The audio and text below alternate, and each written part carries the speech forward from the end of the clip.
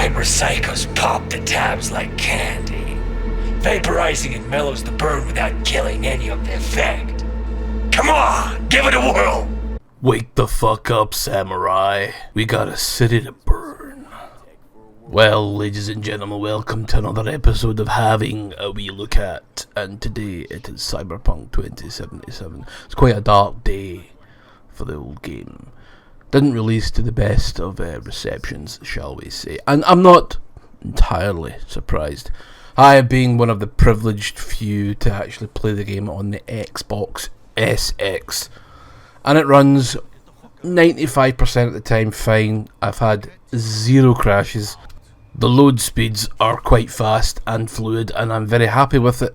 The driving, however, is a bit... But we'll get into all that later on. We'll just open this video by saying it's just a damn shame it had such a rocky launch.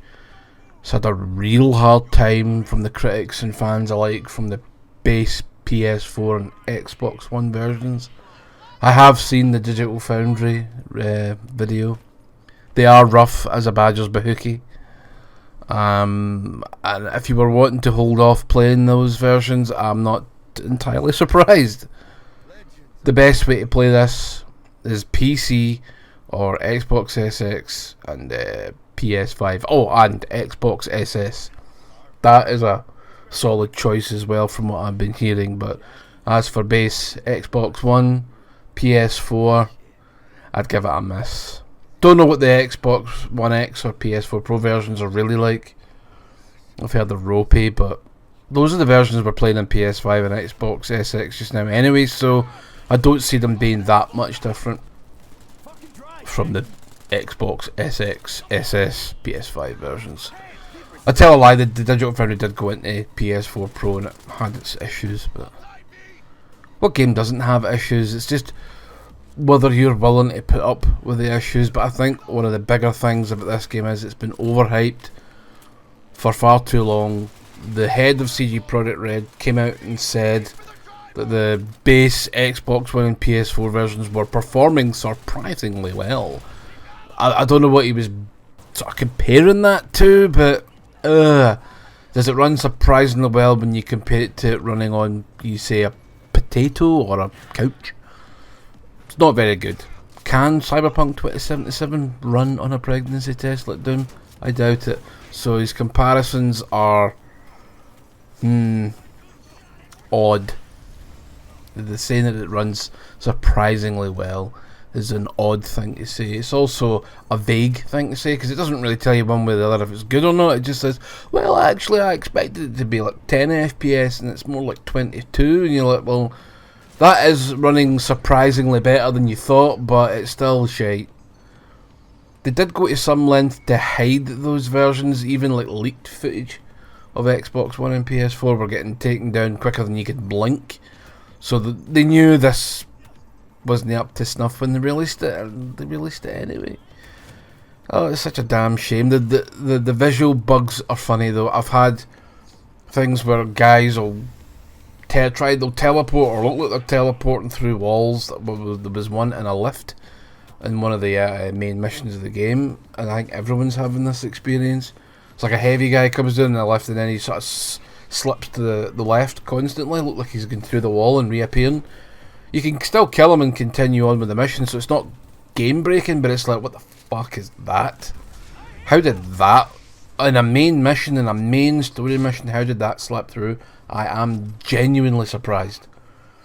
Other ones I've had is just like NPCs appearing out of nowhere, like they'll just blip in and then blip back out again. It's quite it's like playing an early PS2 version of a Dynasty Warriors game with the like hordes of enemies would just go and disappear and reappear, and you're like, fucking hell. Oh, not quite to that magnitude of hundreds, only like one or two at a time. Not had any issues with the police, partly they just spawn in right beside you, but I think we've had that issue with GTA 5. Well, I have anyway. Commit a crime and they'll not spawn beside you, but they'll spawn like a street away from you, 2 streets away. Then you're driving to escape them, and I've had issues in GTA 5 trying to escape the police. Going on the motorway, and they'd literally, you're on a motorway, there are no cut-offs. There's no way for a car to get on, but a police car will just spawn 50 feet ahead of you. Like, how did you get there? How am I supposed to escape when you keep spawning things in right in front of me? That's ridiculous. So when I hear things like that happen in Cyberpunk, I go, well, do you know what? I've dealt with this for years. It's not great, it's not good, but it's not something that's going to cause me to go absolutely nuclear like some people are doing. I do think there's an uneven amount of hate for the game. I think it's been hyped up too much. Like I said, more so with players than CD Projekt Red, but then again, I avoided most of that.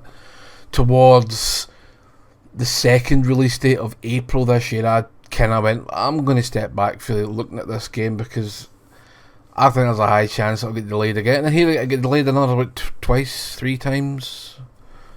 Probably should have been delayed again, but that's not really here. I'm not really unhappy they released it. It really is a catch-22 situation where they couldn't really have delayed it again, and they really probably shouldn't have released it in the state it was, specifically for the base machines. I think the quality of the game for Xbox SX, SS and PS5 is fine. It's not perfect, but it's fine. I'm enjoying the game. I've been playing it for a number of hours now.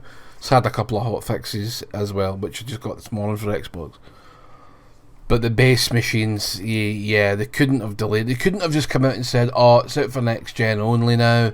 The base Xbox One and PS4 versions are getting delayed by, let's say, 6 months. That's where the bulk of their customer base is on these old generation machines. Ideally, what they should have done back in November last year, when they originally announced it and delayed it, was to say it's going to have an undefined release date. We don't know. It's going to be delayed indefinitely until it's ready, and just left it at that. They would have got away with that. They would have got away scot-free.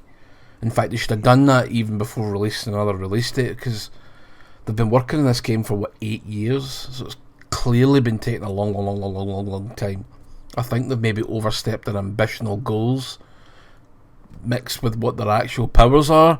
But I remember The Witcher 3 coming out and being in a state as well, being in a buggy mess, frame rates all over the place, resolutions jumping up and down and left and fucking right, and no one batted an eye that I can remember. There will have been, but it's been, 5 years? 6 years? 5 years? So I don't remember what their initial reaction was, but just bear in mind that The Witcher 3 did release in a bit of a fucking mess as well. So you have to, when you start picking one apart, you just have to pick them all apart. You can't pick and choose in that way. It's no fair, it's no right. You make yourself look like a complete fool, which I do on a daily basis anyway. Haha, yes. Oh god, life has went down the toilet all of a sudden, hasn't it? Hasn't it really? The COVID 1984? Really? No. That's quite of a leap there, isn't it? I'm not a conspiracy theorist, so I can't be arsed with that. It's exhausting. You end up just looking like a paranoid freak show. So, what was I talking about? Cyberpunk. Yeah, problems, yes. Good, yes. Game of the year? Maybe no. I'll need to play it a bit more. Like I said, it's just got another hot fix. I'm playing it now. Well, not obviously right this fucking second, but you know what I mean. And it seems to be a bit more smoother, a bit more stable. We'll see what happens when we get out into the open world and everything just goes and tanks. The most issues I've had with frame rate is when I'm actually transitioning from like a stand into a sitting position and then talking to someone. The frame rate can just be fucking all over the place. Looks like Night City is getting hit with an earthquake, the way it judders and stutters and shakes and clutters. It's a bit iffy, but it's not going to stop me loving the game. There was issues with EC Valhalla as well. I had screen tearing nonsense, which is still there. It's lesser now. Animation problems, the game not knowing whether to jump over a fucking wall or just walk round about it, and it just goes and it sort of spazzes out a wee bit. That was quite funny actually. So yeah, every open world game has problems. I just think people have hyped this up too much, and CD Projekt Red have not been fully transparent, which is a massive disappointment. Anyway, I think that'll do for this whatever this is impression. I'll maybe do a full review, but don't hold your breath, because I don't think in about 6 months anyone's really going to care that much, especially when the game's fixed. Adios, people. Thanks for listening, and it's almost Christmas, but it really doesn't feel like it, does it? Bollocks. Night.